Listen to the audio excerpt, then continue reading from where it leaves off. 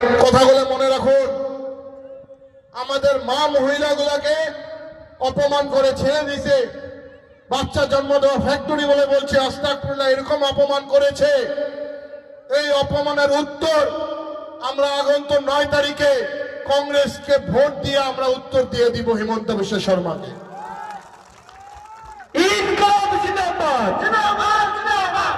গৌরব গগৈ জিন্দাবাদ, জিন্দাবাদ, জিন্দাবাদ। বেবি বেগম জিন্দাবাদ, জিন্দাবাদ, জিন্দাবাদ। কাজী মাহমুদুল জিন্দাবাদ, জিন্দাবাদ, জিন্দাবাদ।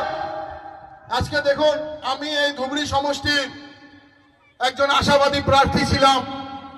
আপনাদের এখানে আসছিলাম, বড় মিটিং করেছিলাম, আর আমার এই মুখ দিয়ে কাজী মাহমুদ হাসান বলে গিয়েছিল, আপনাকে ওয়াদা করে গিয়েছিল যে 2026 সালে ভারতীয় জাতীয় কংগ্রেস দলে আমাকে টিকিট না দিয়ে যদি অন্য কাউকে টিকিট দেয়, আমি আপনাদের সঙ্গে আসবো, হাত ধরবো আর কংগ্রেসকে জেতাবো। ওই জন্য আমি আজকে আসছি আপনাদের মাঝখানে। আমি অনুরোধ জানাচ্ছি সবাইকে যে বেবি বেগম মহাশয় ভাইকে আপনারা ভোট দিন। আপনারা দেখবেন গৌরব গগৈর হাত মজবুত হবে। আপনারা কংগ্রেসের হাত মজবুত করেন। কংগ্রেস উন্নয়নে উন্নয়ন করবে, সব থেকে বড় কথা আমাদের সম্মান দিবে, আমাদের মর্যাদা দিবে, স্পষ্ট কথা। কংগ্রেস কোনো খালি হিন্দু মুসলিম করে না, কংগ্রেসের সঙ্গে হিন্দু লোকও আছে, মুসলমান লোকও আছে, খ্রিস্টান লোক আছে, শিখ লোক আছে। কংগ্রেস যে কোনো মানুষকে মানুষ হিসাবে দেখে, ওনার নাম হিসাবে দেখে না।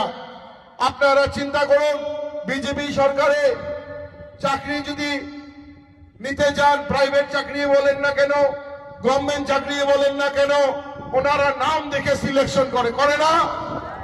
সত্যি কথা বলেন, নাম দেখে সিলেকশন করে না? নাই? এটা আমাদের উপরে অপমান হচ্ছে না? নাই? আমাদের ছেলেগুলো কই কি কাজ করে খাবে?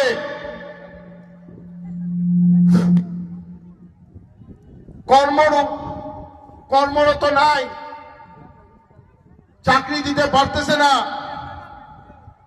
কেউ যদি পেটের উপার্জনের জন্য সংসারের চিন্তা করে কেউ যদি আপার আসাম যায় মিস্ত্রি লেবার কাজ করতে, গুয়াহাটিতে যায় মিস্ত্রি লেবার কাজ করতে, তখন হিমন্ত বিশ্ব শর্মার যেগুলো ভণ্ড RSS, ভণ্ড বজরং দল, ওরা যায় আমাদেরকে ছেলেগুলাকে মারে, বাংলাদেশি বলে না? নাই?